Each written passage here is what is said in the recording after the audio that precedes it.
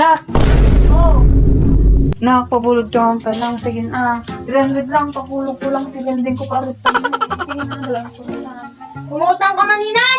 Pwede pa na baybayadan na di utang mo ide! At amot ni, bayadak mo't lang ang bayadan. Makarelease ang gilinding ko.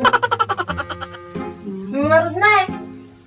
Bayadan mata, bali 500 di utang mo. Nagsipit ulit anak. 1 week later. Alam ma, nakarelease ka gaya man. Ay utang mo nga eh.